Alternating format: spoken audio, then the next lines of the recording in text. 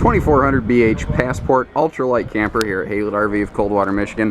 One of the best-selling bunkhouses we have, and for a lot of good reasons. Easily towable, highly reliable, and very lightweight. Easy towing 24-foot package as opposed to a lot of the 30-foot bunkhouses that you need to get into to get the same sleeping space here.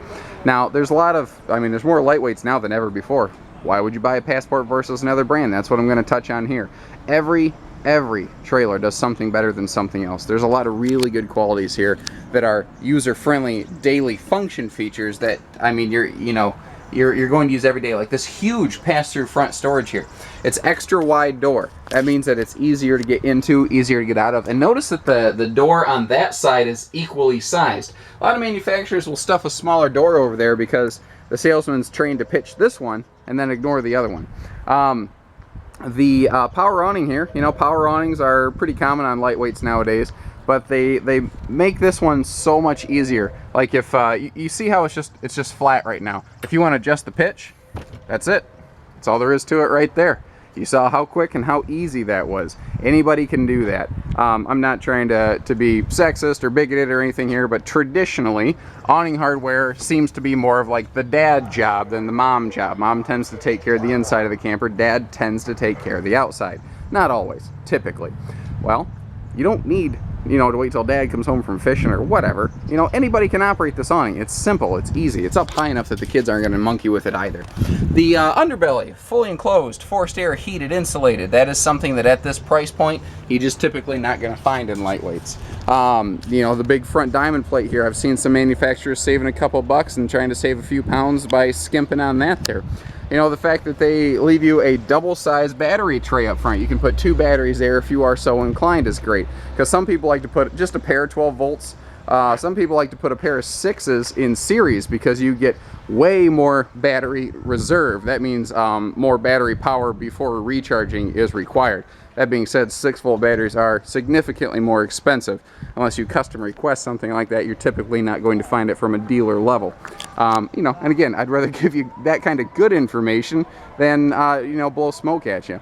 How do they keep the weight down? That's a question I get a lot on the Passports. What makes it so darn lightweight? There's a lot of things. The slide systems they use, these cable-driven slide systems, they work great. It's a system that's been used for a long time, and it continues to perform very well. To give you an idea, last year in travel trailers, Passport brand was our lowest instance of warranty claim, and we sold a lot of them. These things stay in your driveway. They don't come back to ours. There's virtually no options available on a Passport other than changing the fabrics inside. There's almost no difference from one to the other. So they're built the same. You get a cookie cutter effect. That means the guy swinging the hammer is swinging the same hammer the same way every single time. Notice the size of the awning too. They're not trying to skimp dollars by giving you a small awning. It is as large as this 24-foot box can possibly accommodate. Now the 2400, what's really slick is underneath the lower bunks over here, you get this awesome little outdoor kitchenette. Now other manufacturers have something similar, but they were really smart and they went the extra mile here and gave you these little hideaway countertops right here that are on ball bearing glides. So, if you're, right-handed, which most people tend to be, when you're done flipping stuff, you got a place to put your tongs on the platter right here.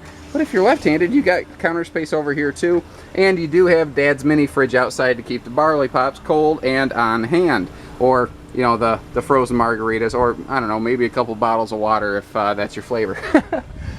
Just a big pocket for storage back here, but notice even in this little area there's 2 power outlets kind of hidden up in here. Those are golden little gems that a lot of people miss that are really worth their weight in gold. The axles here they're using are load equalization wide stance axles.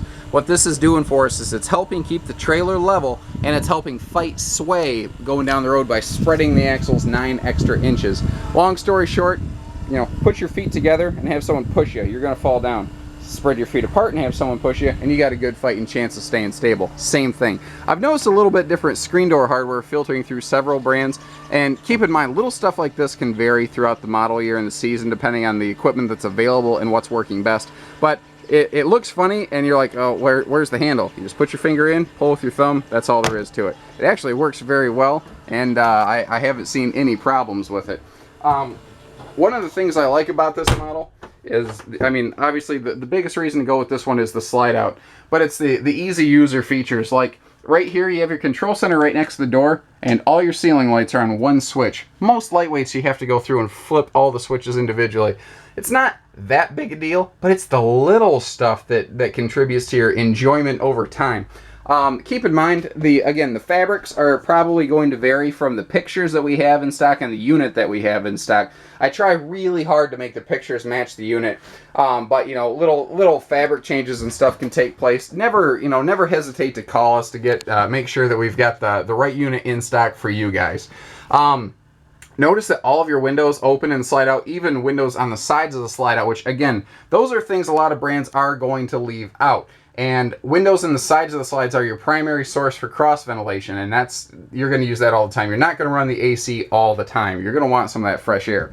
The advantage to something like this versus a 26-foot no-slide bunkhouse is you actually gain interior cubic foot of space and square footage on your floor by actually shrinking the entire coach lengthwise, so it's easier to tow and gives you more space.